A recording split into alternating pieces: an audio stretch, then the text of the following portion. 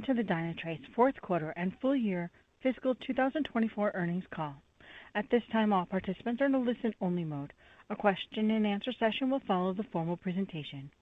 If anyone should require operator assistance during the conference, please press star zero on your telephone keypad.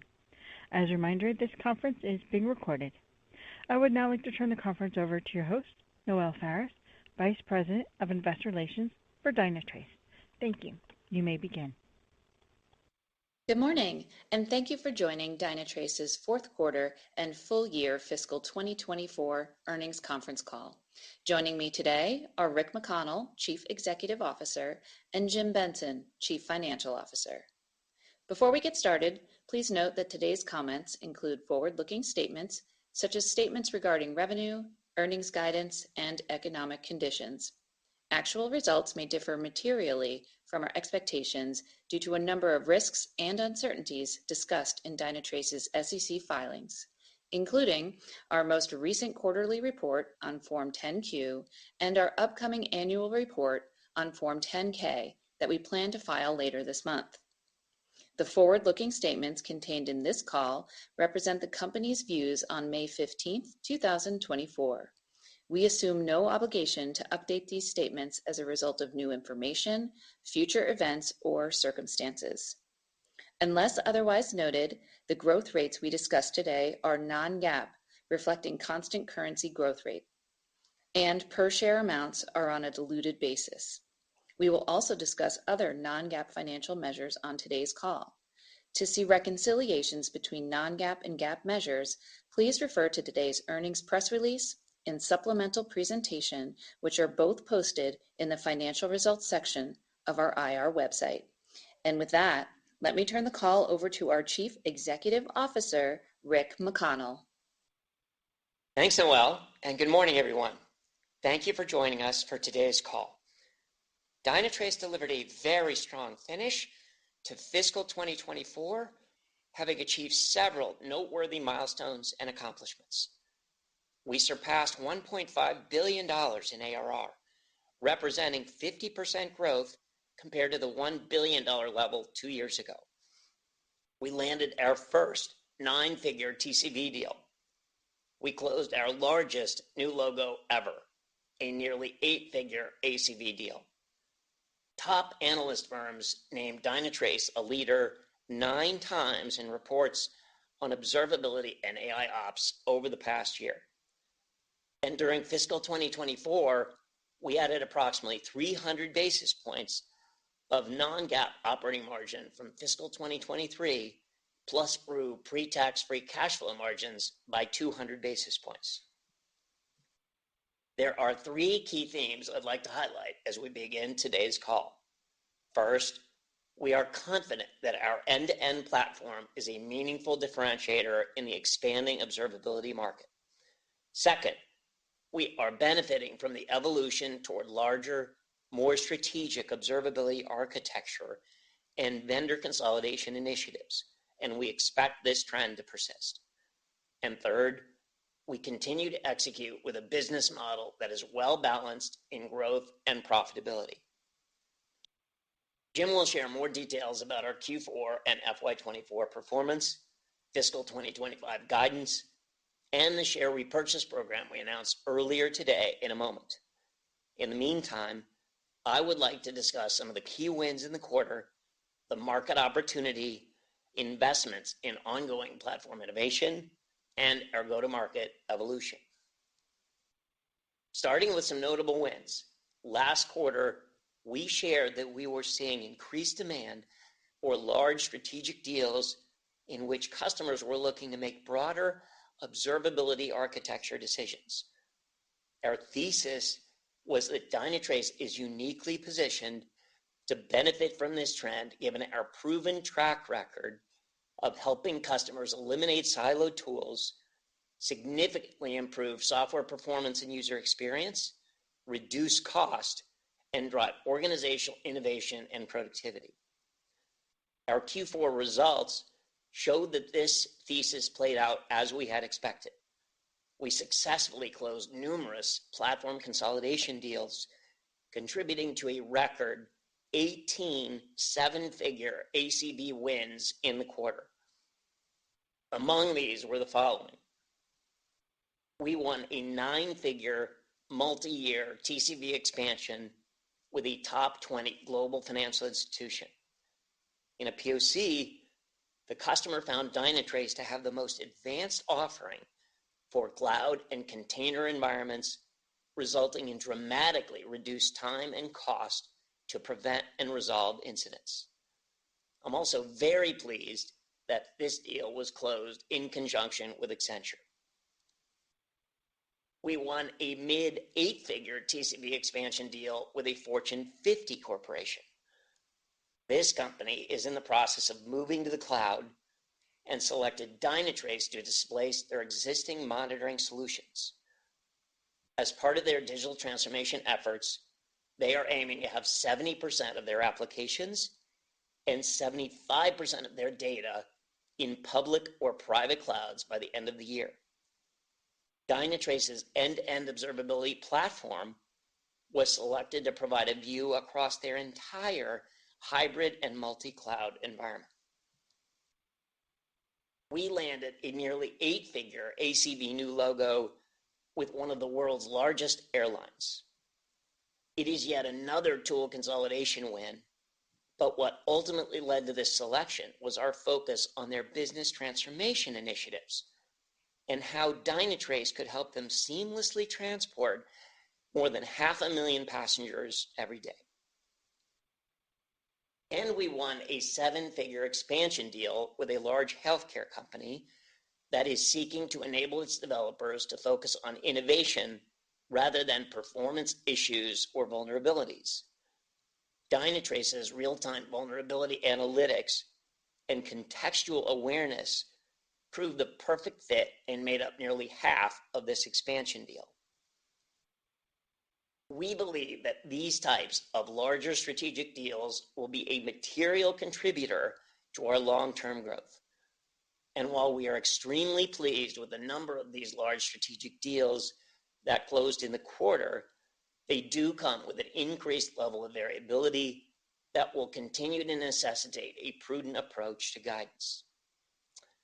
Interest for our newer offerings, including log monitoring and application security, also continues to grow, especially for those customers leveraging our Dynatrace platform subscription or DPS contract vehicle. The airline deal I just mentioned is our largest DPS transaction to date, and they are already leveraging log monitoring.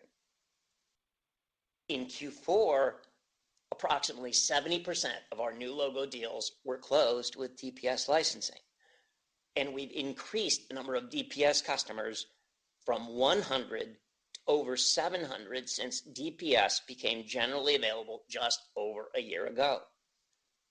DPS is now our default offering for new logos, and we are driving increased penetration in our installed base. While it is still early, consumption for DPS customers is growing at a significantly faster rate than our ARR growth. Also of note, partner momentum is building. 15 of these 18 7-figure deals were closed in collaboration with partners, especially GSIs and hyperscalers. Turning next to the market, we believe that our success in closing anchor deals provides evidence of the tailwind in what is already a large and growing space. Cloud modernization and Gen AI are additional catalysts. 2 weeks ago, AWS, Azure, and GCP reported a combined annualized revenue of nearly $220 billion, growing 24% year over year. Each of the hyperscalers mentioned the underlying growth drivers of workloads moving to the cloud, as well as Gen AI.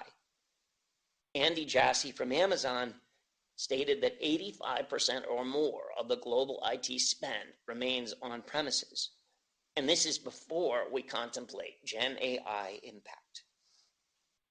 We believe that Gen AI will over time materially increase developer productivity. This, in turn, is expected to result in radically more data as well as complexity, both of which play to the strengths and differentiation of Dynatrace, given our more than a decade of leadership in AI. On the innovation front, we see our R&D engine as driving an ongoing stream of technology advancements.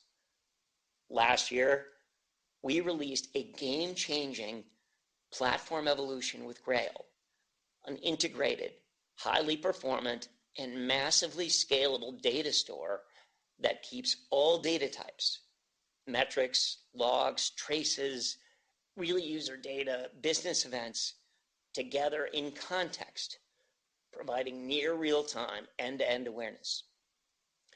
Grail serves as the foundation for all of our solutions, including full stack, infrastructure, log monitoring, and application security. Throughout fiscal 2024, the team's relentless focus on market-leading innovation was evident with the plethora of platform enhancements that provide further monetization opportunities in core as well as adjacent areas. We believe the Dynatrace platform is highly differentiated and delivers unmatched business value in driving the business transformation initiatives that executives care most about. Our platform is integrated from the front end to the back end. We have a single underlying data store where each of the solutions access that data store through the same set of core technologies. We have the industry's leading causal and predictive AI technologies, along with automation that provides precise answers in context. In contrast, our peers generally have a series of separate data stores that are aggregated only at the user interface level through manual, error-prone tagging.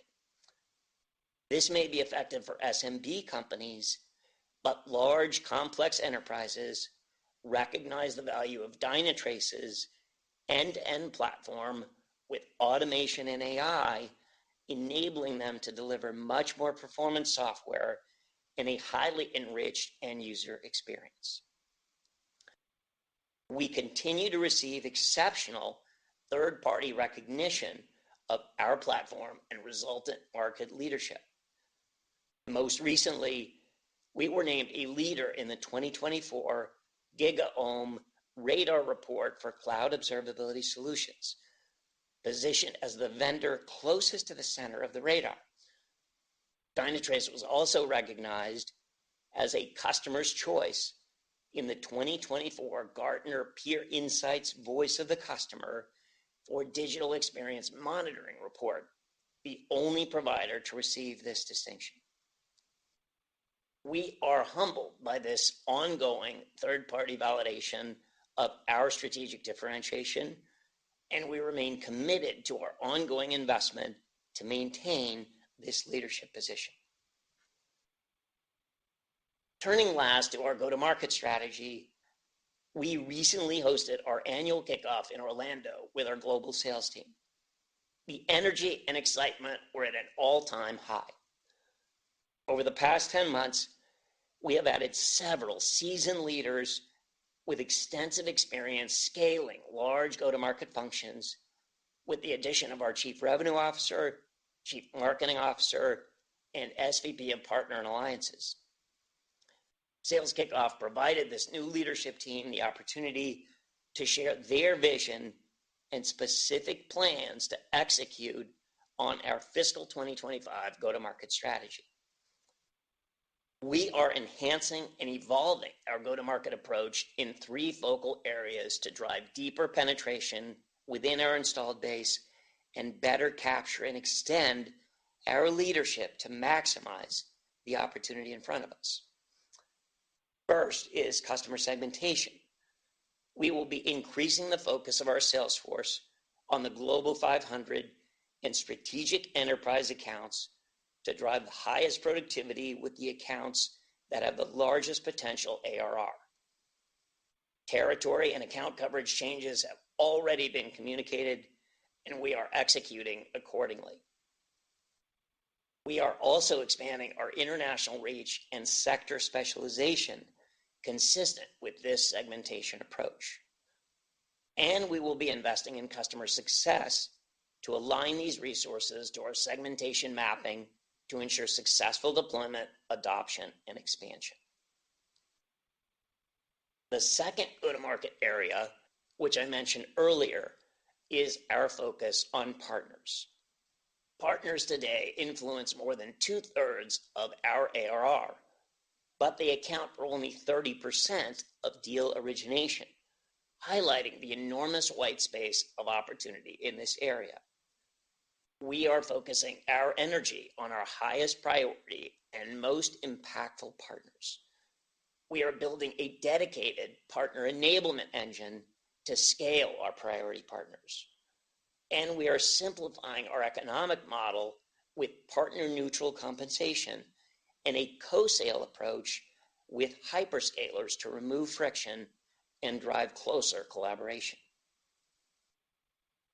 The third and final go-to-market focal area relates to harnessing our competitive differentiation to drive broader market adoption and deeper installed base penetration. We will increasingly focus on end-to-end observability opportunities as we have discussed. We will continue to drive application performance engagements, our traditional sales motion that enables us to land and expand across our customers' workloads. And finally, we will target cloud modernization efforts in which platform engineers and DevOps teams are responsible for how their organizations develop and release software and require complete visibility of data at scale. In closing, we delivered a fantastic finish to fiscal 2024, and I'd like to thank the approximately 4,700 Dynatracers globally for their incredible commitment to innovation and excellence this past year. As we look to fiscal 2025, I'm highly enthusiastic about our prospects. Finishing where I began, the market for observability and application security is growing rapidly. Our end-to-end platform differentiates us and puts us in a strong competitive position.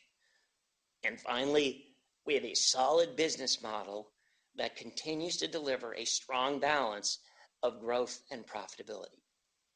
Jim, over to you. Thank you, Rick, and good morning, everyone. Q4 was indeed a very strong finish to fiscal 2024.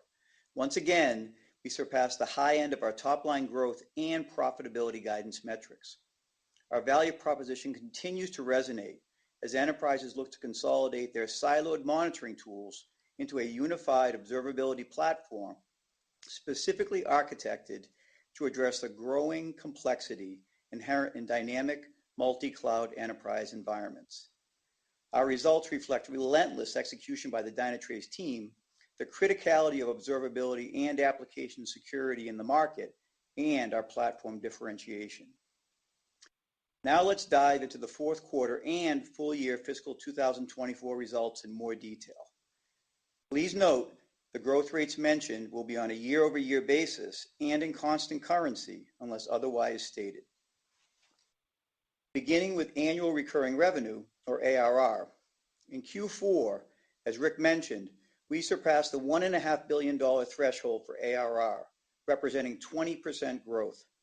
This result was 100 basis points above the high end of guidance, driven primarily by our strong execution, including many of the large strategic observability architecture vendor consolidation deals we outlined in our last earnings call. Our EMEA geo, in particular, had a tremendous finish to the year. We added $84 million of constant currency net new ARR in the quarter, driven by a record number of seven-figure competitive wins, our largest nearly eight-figure ACV new logo land, and our first ever nine-figure TCV expansion. These results clearly demonstrate enterprise customers are choosing Dynatrace for our highly differentiated unified platform with contextual analytics, AI leadership, and data-driven automation.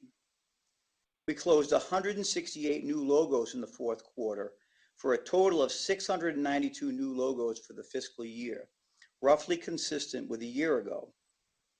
A number of the seven-figure deals added in the quarter were new logos and contributed to the average new logo land size of roughly $140,000 on a trailing 12-month basis. As I have shared in the past, we are focused on the quality of new logo lands that have a greater propensity to expand.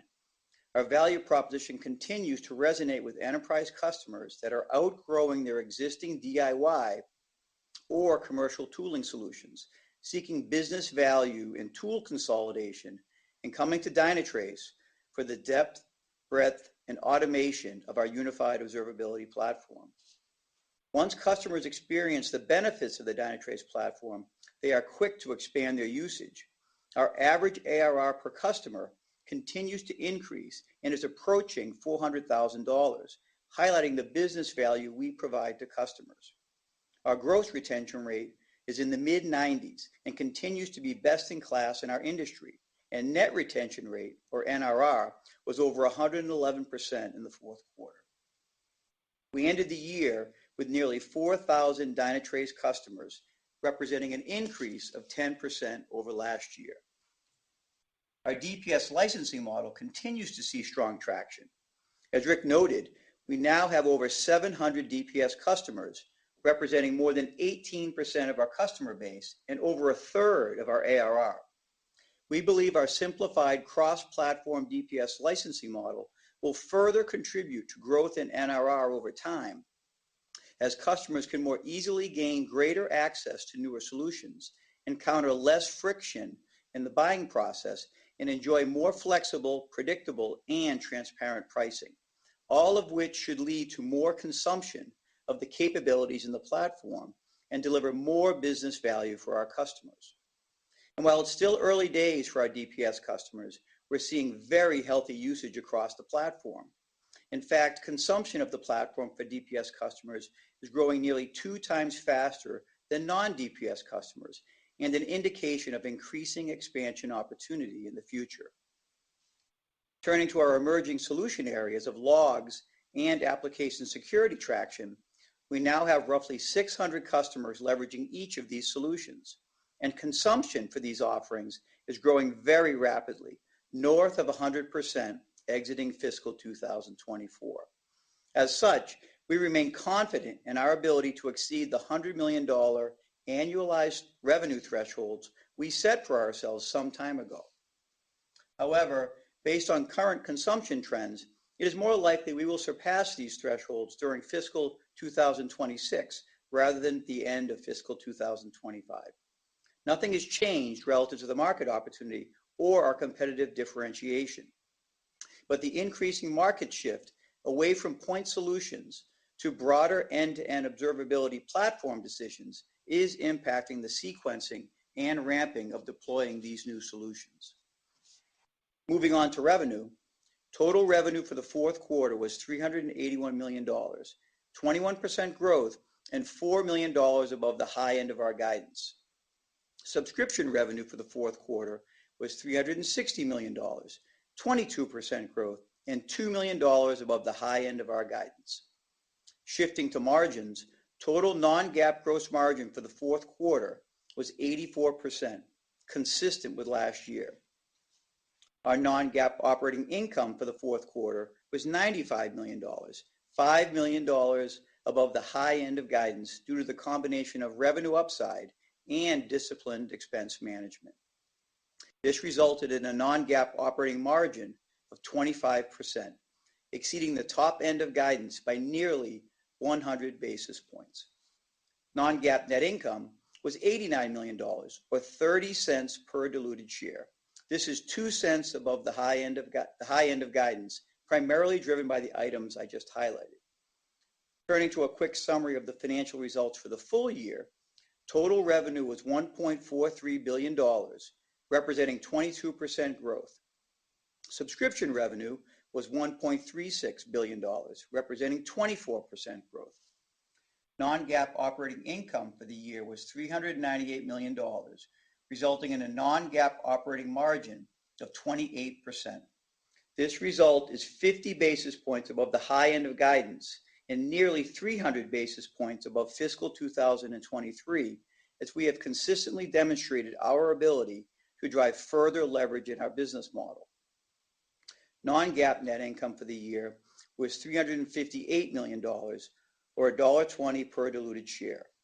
Our non-GAAP EPS includes an effective cash tax rate of 17.4%.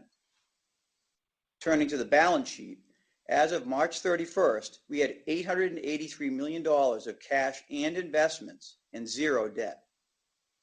Our free cash flow was $121 million in the fourth quarter and $346 million for the full year, or 24% of revenue, exceeding the high end of guidance by 100 basis points. As a reminder, this strong cash flow result includes absorbing nearly 600 basis points impact of cash taxes. Adjusted for cash taxes, fiscal 2024 pre-tax cash flow was up 34%, representing 30% of revenue and up more than 200 basis points year over year. As our free cash flow profile evolves, our capital allocation strategy also evolves. Our top priority continues to be investing in the business, both organically and through solution adjacency acquisitions, to help drive sustainable long-term growth. Even as we strategically invest, we are equally committed to driving increased free cash flow. Given our strong profitability, cash flow, and balance sheet, we also believe the time is right to add a share repurchase program as another strategic use of capital. As we announced today, our board has authorized a $500 million share repurchase program, which we plan to utilize opportunistically based on market conditions. This program underscores our confidence in the business, our conviction in the significant long-term opportunities ahead, and our commitment to driving exceptional shareholder value. With that, let me turn to guidance. We are confident in the long-term growth opportunity for Dynatrace. The addressable market is large and growing. The observability and security ecosystem is expanding. The demand environment remains healthy. Our pipeline continues to grow faster than our ARR growth. Our platform and growing capabilities are highly differentiated, and our financial model is both balanced and durable. Near term, we are mindful of the ongoing dynamic macro landscape. And while we've seen resiliency in the observability market, we believe it's appropriate to continue to assume a challenging macro climate in our guidance philosophy. Enterprises continue to be cautious in their spending, and our approach to guidance assumes that ongoing budget scrutiny and elongation of sales cycles will persist through fiscal 2025. We also expect the growing trend of larger, more strategic deals related to observability architecture and vendor consolidation initiatives will continue. We are well positioned to capitalize on this trend. At the same time, these deals come with increased timing variability and longer duration to close. Lastly, as Rick outlined, we are enhancing and evolving our go-to-market strategy in fiscal 2025.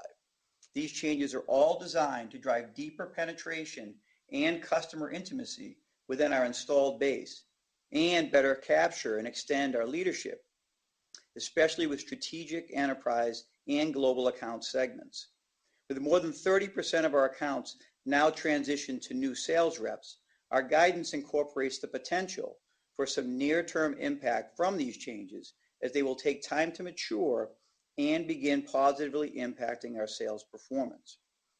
And with that as an opener, let's start with our guidance for the full year with growth rates in constant currency.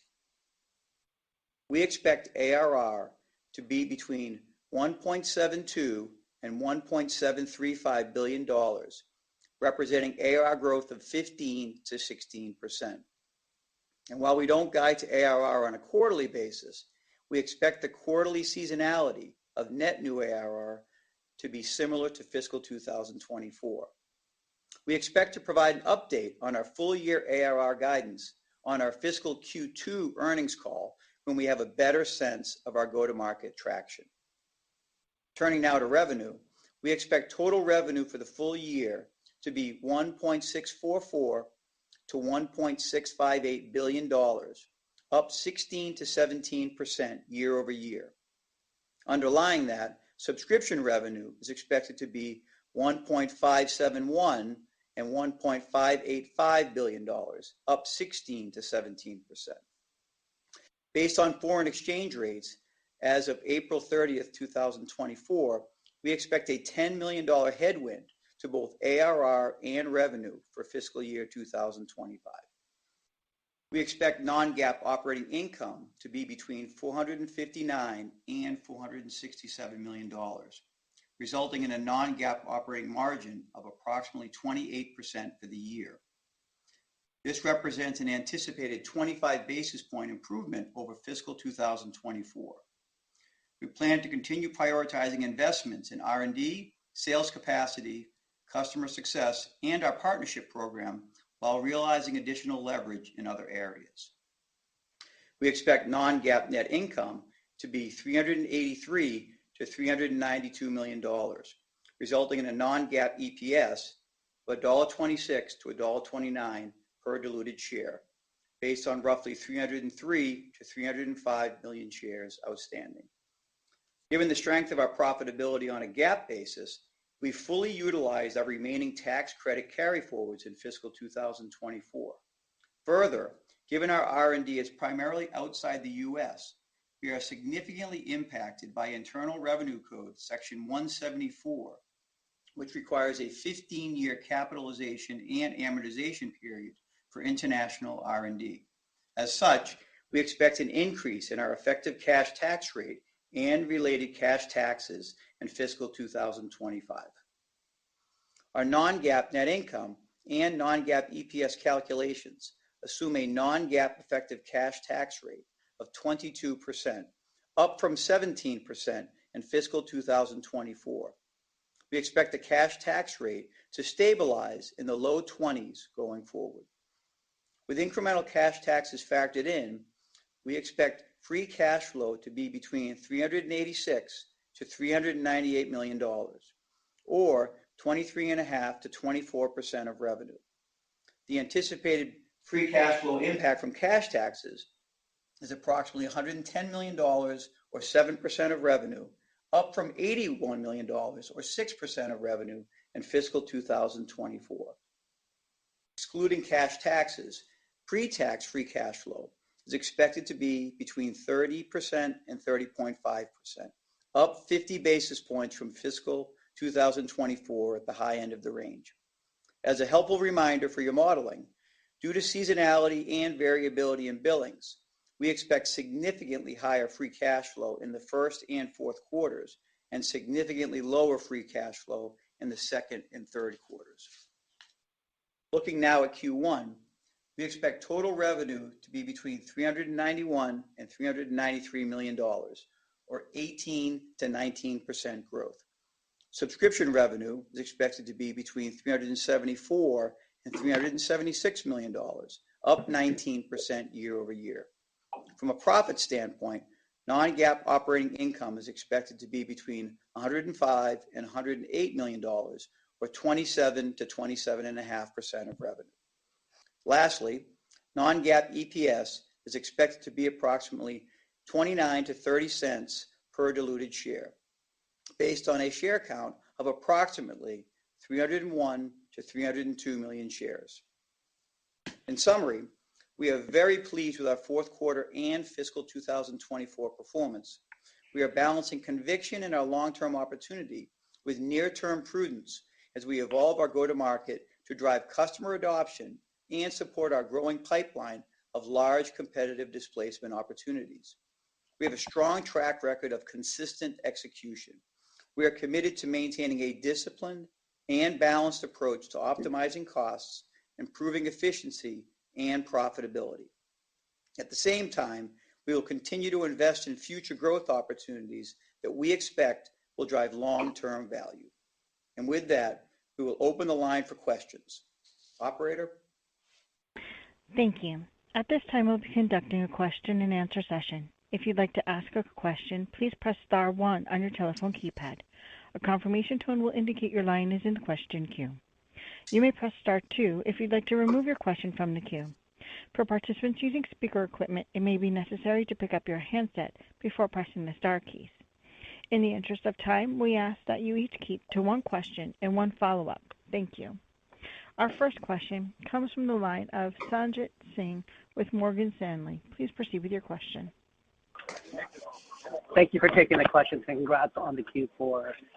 I wanted to talk a little bit about some of these large deals that you landed in Q4, a 9-figure TCV deal, an 8-figure land deal, sort of reaffirms what you guys have been telling us the last couple of quarters, that there's a lot of these large strategic deals in the pipeline, and it looks like you guys got closed a healthy amount of them in Q4. Rick, I was wondering if you want to put the go-to-market changes that you have planned for the early part of the year in the context of the success you're seeing with these large enterprise deals. Should I take the go-to-market changes, meaning that you're trying to focus more down market and other customer segments, or you just need more sort of sales capacity to close more volume of deals? Given the success that you've seen in landing in Q4, I'd love to just better understand the rationale for some of these go-to-market changes that you have planned for the first half. Thank you. Good morning, Sanjit. The short form answer is that we're seeing increased momentum, increased traction, increased centralization of the end-to-end observability and broad-based observability architecture decisions. And the result of that is that's where you focus your sales energy. So in the go-to-market evolution, our focus on things like customer segmentation and partners really to address that end-to-end observability architecture approach is very consistent with what we're seeing in the market, and that's the bet that we're making headed into FY25. Yeah, the only other thing I'd add to that is Sanjit, it's actually providing more resource at the top of the pyramid. So if you think about the Global 500, the propensity for spend there is significantly higher than those customers that are below that. So we are weighting more resource at the higher end of the pyramid. So that's primarily what we're doing, and it's in line with what Rick outlined, which is more end-to-end observability decisions tend to occur with very large enterprise customers where our value proposition really thrives. Yeah, it was great to see the validation of the thesis. And 18 anchor deals closed in Q4, greater than $1 million, so 7-figure ACV deals. Very, very strong performance. Yeah, no, it was very impressive. As a follow-up, and just in terms of what sort of underpins the guidance, it's certainly not you're assuming any sort of improvement in outlook. If you look at some of the things that could drive upside to your guidance, what would be some of the swing factors, if you will, that could get the ARR, north of the 15 to 15% guide? Yeah, Sanjit, I'll take that. That's a good question. That as we outlined kind of as a context for the guidance, we did suggest that, hey, we think the macro environment is not going to improve. It's not going to worsen. Customers are still leveraging observability as a priority. We did outline that we do expect this trend of architecture for observability decisions to continue. And as we outlined around some of these go-to-market enhancements, what we're doing is we're building in some prudence. I mentioned in my prepared remarks that roughly 30% of our accounts are going to have a new rep. That's already taken place, so this is not like it's going to change throughout the year, but we've changed accounts per rep. We know at times that can result in some near-term disruption. We've tried to factor that in. So to answer your question directly, to the extent we can minimize that, to the extent some of these larger deals, the timing of them occurs faster, I think those would be two factors that would drive improvement to this guide. Very clear, Jim. Thank you so much. Thank you. Our next question comes from the line of Kash Rangan with Goldman Sachs. Please proceed with your question.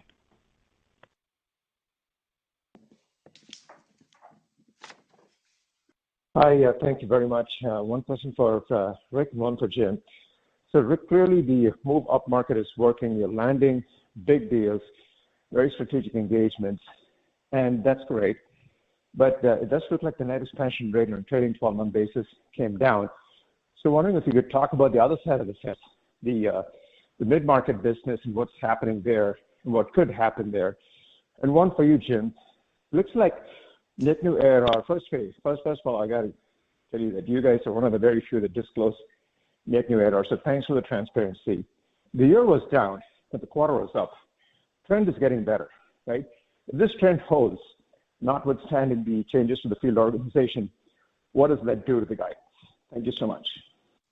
Let me take the first one, Kash. So relative to the net new ARR, in particular, a question around mid-market, the strategy around mid-market is really partners. And we talk about that a lot.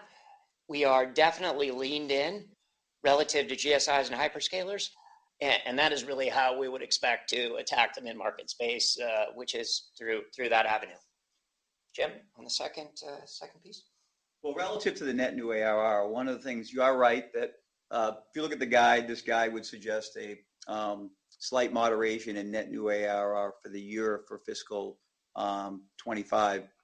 As I mentioned to Sanjit, I think there are factors that could drive improvement to that. We actually felt that it was important to start with a guide that we thought reflected some prudence given some of the changes that we outlined.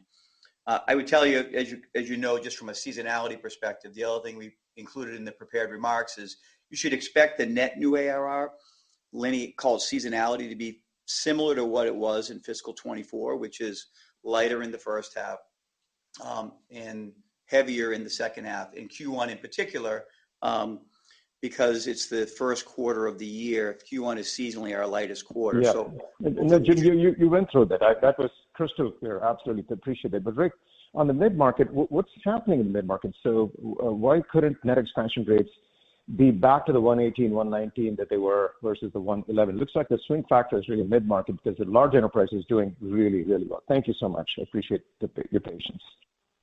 Yeah, I would say again that partners really are going to drive the mid-market for us, especially hyperscalers. If you get more granular, Kash, we would expect GSIs to be headed up market, if anything. You look at the 9-digit TCV Accenture deal with a large global financial institution, that's the kind of thing that we're going to see out of GSIs. Hyperscaler engagements, we announced the partnership, go-to-market partnership with GCP in the past quarter as well. Those are the elements that will likely drive NRR in the mid-market.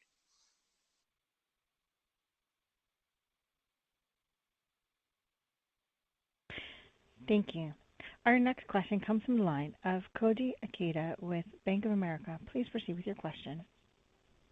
Yeah, hey guys, thanks for taking the questions here. A couple from me. I wanted to ask or go back to the record 18 seven-figure deals and wanted to ask, how often was Grail a part of those big deals? And when speaking about consolidation, was a part of that logs on Grail replacing incumbent vendors? Yes, and yes. Grail is part of essentially every SaaS deal that we do at this point. So Grail, remember, is not equal to logs. Grail is underlying massively parallel processing data store for enormous amounts of data that can be accessed to store all sorts of different data types, logs, traces, metrics, etc. Logs access Grail, and logs are a key element of this end-to-end observability architecture approach. What customers are finding is that the log element really should not be viewed as an independent data type or an independent avenue for things like root cause analysis. They instead want to incorporate all data types into one universal observability orientation. It drives better user experience, it drives lower cost, it drives better outcomes. And so logs on Grail are very typically part of the Grail deployments. Got it. No, thank you for that. Maybe a follow-up for Jim here. In the past, you said that internally the company thinks of the business as a rule of 50 type business, 20% plus ARR growth with the remainder coming from pre-tax free cash flow. And so looking at the guide today, a bit shy of the target, appreciate all the commentary on why the guidance is starting the way that it is. But it does sound like, when you're looking at the rule of 50 type business profile, it's mostly falling short from the ARR growth side of the equation. And so how do you view the shape of ARR growth over the next, call it 12 to 24 months to achieve that target? Or are you thinking about that target a bit differently now? Thank you. No, it's a great question, Koji. We still do view very much internally this rule of 50. You're absolutely right. We've done a fantastic job driving leverage in the model with 30% pre-tax free cash flow margins. So the guide would suggest we're going to be a bit below that for fiscal 25. You can certainly imagine that we're driving the business to a better outcome on the top line. So that is certainly our ambition. And the changes that we're making on the go-to-market side that Rick outlined, we know those changes may take a little while to kind of mature, but those are the changes that we believe will lead to acceleration in ARR growth. And so that will be the driver of getting us back to Rule of 50. Thank you. Thank you for taking the question. Thank you. Our next question comes from the line of Keith Bachman with BMO Capital Markets. Please proceed with your question.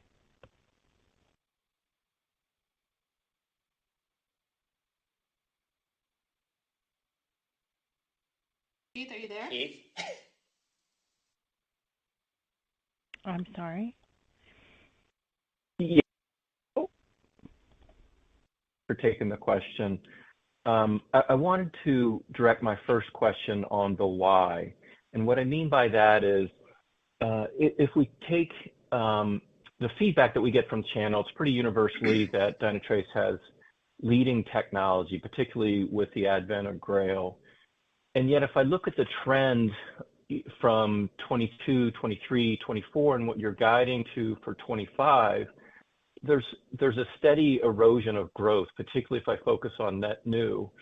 And while I appreciate you've made some comments on there's some changes to go to market and whatnot, this has been an ongoing trend. And I'm just trying to maybe tease out the why a little bit more about the deceleration, particularly in light of if I superimpose our views of what security and logs are doing, it suggests the legacy or core, if you will, is having a more meaningful deceleration. And I'm just trying to understand why, because the elongation of deal cycles, you would think that anniversaries at some point in time. So it's hard to reconcile that with the amount of deceleration that you're demonstrating. And is it because the underlying market of APM is slowing down, or is it the fact that you guys are focused on the largest customers, so perhaps spend is tighter there? Just, really trying to understand not just what this quarter is, which was an excellent quarter, but really what's the trend over the last couple of years, and why is there such significant slowdown and deceleration? Because it doesn't seem that go-to-market fully explains it. Well, I can start with that, and Rick, you can offer. So one, I remind you, excuse me, that the time frame that you're talking about is a time frame where the macro environment worsened materially. So a moderation in growth rates, look at anyone in the software sector, that generally has affected all software companies. So that is not unique to Dynatrace. So I would say the growth moderation is not an anomaly. I would concur that, this guide specifically for fiscal 25 is prudent. I think we are building changes for the company for the long term. We've not abandoned a land and expand model at all, so that's still a predominant motion. But we do believe in order to get the penetration and growth that we need, an adjustment to the go-to-market model was needed. We needed to get more weighting of resources to higher propensity to spend customers. And these customers are the customers that our offering is a sweet spot for them. Our value proposition is really oriented to very enterprise-oriented, complex environment companies. Ensuring we had the right focus there is what we needed to adjust. That is largely the driver. So these changes that we're making, we think, are focusing on the right profile of customers for the value proposition that we provide, and that once we navigate through this, will lead to a reacceleration. Yeah, Keith, I would simply add that we've gone through a platform transition really to Grail, number one. Number two, we've gone through a go-to-market transition. So there have been a couple of transitions amidst this macro environment that Jim described as well. And as we think about these trends toward end-to-end observability architecture decisions that play to our favor, combined with the strength of Grail, the strength of the platform underlying it, along with these go-to-market changes to take advantage of this market trend, we're very optimistic as we look to the future. Okay, terrific. And Jim, maybe I'll just direct my follow-on question, which relate to that. You indicated that the $100 million targets that you had previously anticipated for 25 are pushing into 26. Was that for both security and for logs? And what, which in past conversations, I think you had some more optimism, if you will, around logs, but maybe you could just tease out a little bit why those are being pushed out. And did I hear you correctly that sort of both are pushing into 26? Yeah, you did. So I'll start with, we're making very good traction with both of those. So both areas, we have 600 plus customers leveraging either our application security solution and 600 on the log side. So we're getting good traction. I would say on the adoption side, I've always said on logs in particular that the adoption would take a while and that there would be a requirement for an uptick in the back half of fiscal 25.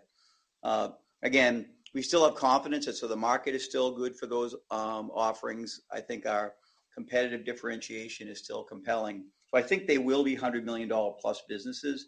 We just wanted to be open that we think that that might extend. And the reason is, as we see a growing trend of these end-to-end observability decisions from customers, what we have found, and it's still early days, is they sequence what they deploy.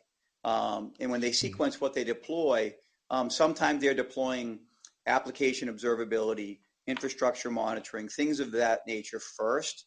And logs and application security are like on their roadmap, but those are those are following. And so the adoption of those areas, we believe, are probably going to push a little bit.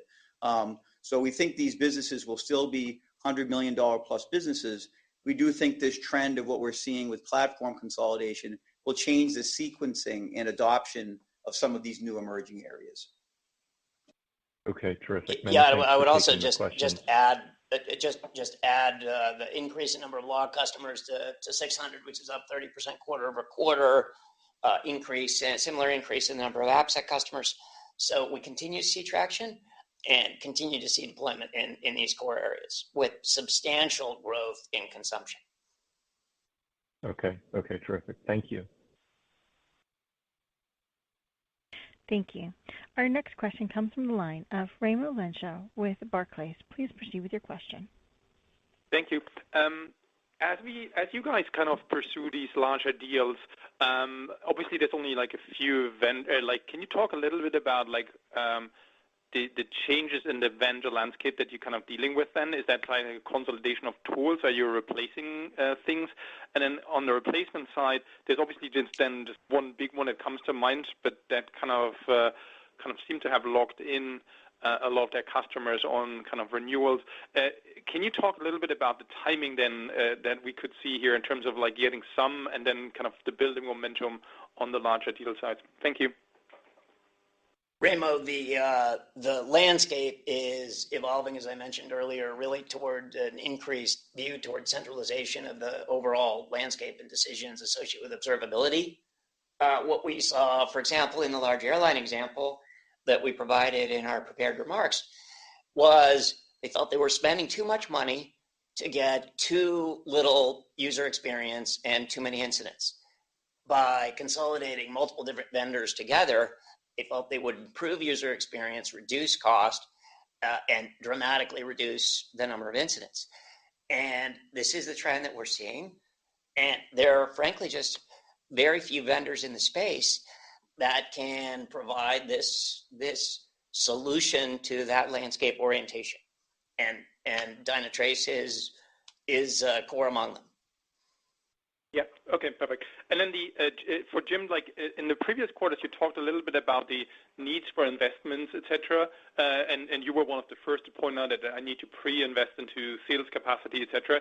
If I look at the guidance and the numbers now, it actually looks like you're kind of managing to kind of still show us good profitability levels and still seem to invest well.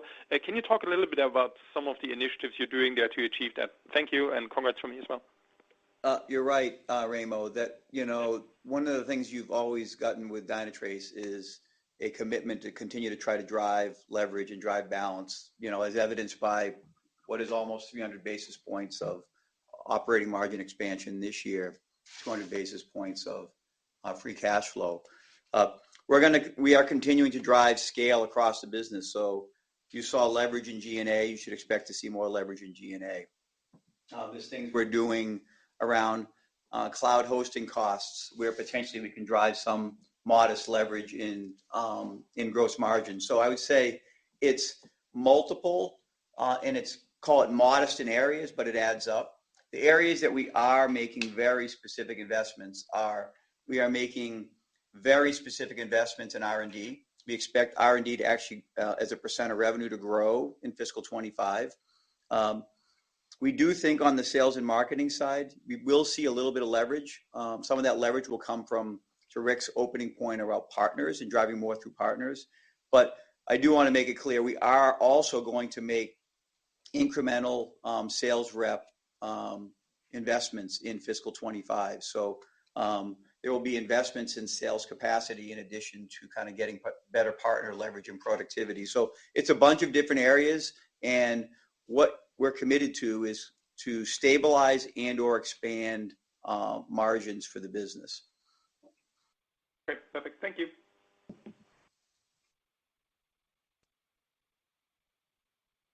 Thank you. Our next question comes from the line of Matt Hedberg with RBC Capital Markets. Please proceed with your question. Hey, it's Dan Bergstrom for Matt Hedberg. Thanks for taking our question. So on the partner side, sounds again like great contribution for partners on those large seven-figure deals. You talked to some white space around new logos for partners in the prepared remarks. Just wondering what maybe can you do to help the origination side of the equation for partners? Well, the whole purpose of driving partners is really for that origination. We already have a very substantial percentage of partner influence deals. I mentioned in my prepared remarks, over 2/3 of deals are already partner influenced. So we are deeply engaged with the partner community already. The real thrust around our partner initiatives is to drive that 30% origination higher, which is precisely what we're doing with the GSIs and the hyperscalers. So that is the major thrust of our partner strategy. Thank you.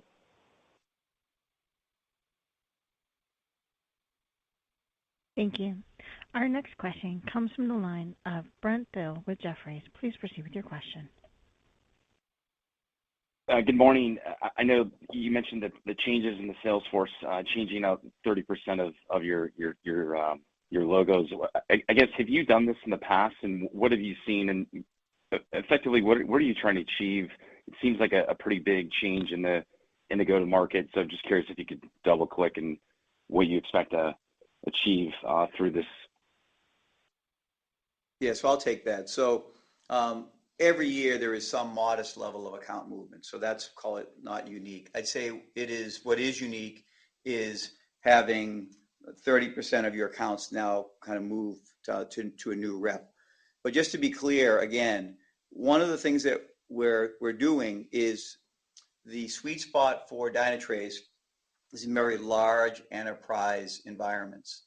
And when we looked at the resource coverage that we had in the Global 500, we felt we needed to weight more investment there. We needed more sales capacity there, that the number of accounts per rep and that part of the kind of coverage pyramid was not the density that we wanted. So we are making more investments. Some of that investment is just reallocating investments from, call it, the mid-commercial to the strategic global accounts. Obviously, the whole point of this is those customers have a greater propensity to spend.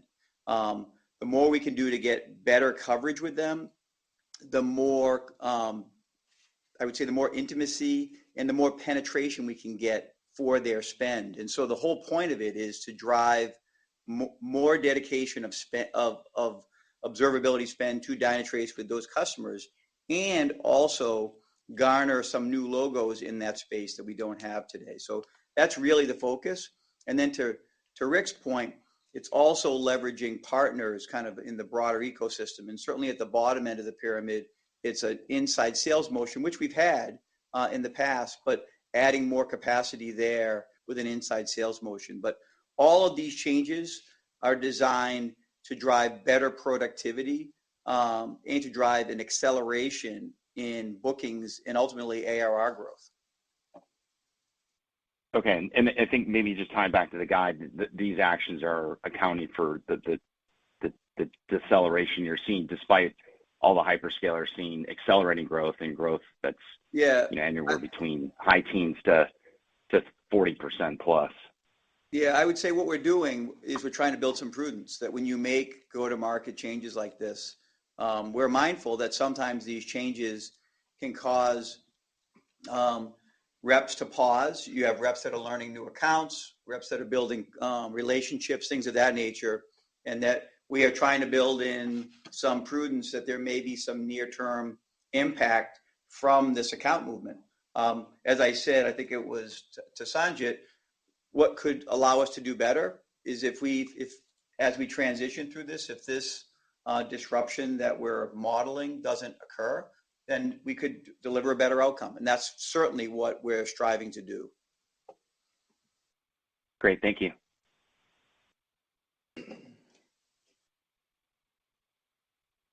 Thank you. Our final question this morning comes from the line of Fatima Boolani with Citi. Please proceed with your question. Hi, good morning. Thank you for taking my questions.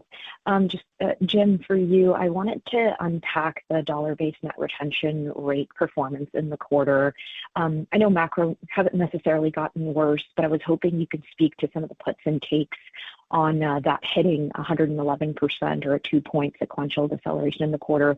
And if you can paint a pathway for us as to the time and slope of a re-expansion in this metric, especially when I superimpose some of your commentary around how successful the consumption trends under the DPS selling vehicle are going. So I was hoping you could bridge the gap for us in terms of some of the lightness and the compression this quarter and how we can get back to a path towards your historical 120% levels. And a quick follow-up, please.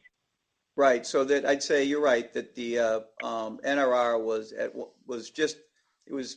I'd say it rounded down from 112 to 111. So a little bit lighter, but I think that's largely driven by the fact that, we had a very, very strong new logo quarter. And so sometimes you have quarters where new logos are stronger than expansions. We had a very good new logo quarter. You did highlight some important things to make sure we comment on is DPS as a vehicle. It's still early days, making good traction. 18% of our customers now call it 30+% of our ARR. The fact that these customers are consuming faster think of it as a leading indicator. It is a leading indicator that if they consume faster, it means they're getting more value out of the platform. It means they're consuming at a faster rate, which means that is a leading indicator of a future expansion. We're relatively early days with DPS, so you think of the cohorts that we have that we've only been at it for a year. And so it will take a little bit of time for this to manifest itself in expansion and in NRR, but that is the expectation. And the leading indicator we're seeing is DPS as a contracting vehicle is doing exactly what we thought, which is allows customers to access the platform without committed SKU-based items, that they are dollar-based commitment. They're leveraging as much of the platform. They have an ability to leverage all of the product capabilities. The fact that they're consuming at a rapid rate means that we believe that you will see an earlier expansion than otherwise would have occurred under a SKU-based model. I think we will see some of that in fiscal 25, but I think, exiting fiscal 25 is where you'll see even more of that. I appreciate that. And just on the point of new logo and new logo growth, I know historically you've talked about an algorithm between acquiring new logos and going down the expansion path with your very loyal and very large customers who have that propensity to spend. But I'm curious if you can please comment on how you're thinking about the new logo trajectory in fiscal 25 in the context of rebalancing some of your sales capacity resources, and straddling the quality versus the quantity dynamic of a new logo acquisition? Thank you. Yeah, it's a great question. I would say the model hasn't fundamentally changed as far as, that I'd say today of our ARR, 40% of our ARR roughly comes from new logos, 60% from expansion. That's not going to change fundamentally. Your comment about quantity versus quality we are very focused on the quality. I'm not as focused on the quantity. What we have found is that if we land customers at greater than 100K of ARR, they expand much faster. Obviously, what you've seen is this growing trend of architecture decisions. You're going to have some quarters like we had in the fourth quarter where you're overweighted in that area, and they're very, very, very, very large. So I'd say we're focused more on the quality of the land. Some of these go-to-market changes that we've outlined, I think are, again, geared towards more quantity, a little bit in the mid-market, but I'd say it's primarily quality. And so the equation we think about is roughly 40% of the ARR coming from new, 60% from expansion, and I think that's probably going to continue. Thank you. All right. Well, thank you all for your questions and ongoing support. We saw Q4 as a very strong finish to fiscal 2024 and establishing momentum as we head into the new fiscal year. We are quite bullish about the opportunity for end-to-end observability decisions to come. We look forward to connecting with you at upcoming IR events over the coming weeks, and we wish you all a very good day. Thank you. This concludes today's conference call. You may disconnect your lines at this time. Thank you for your participation.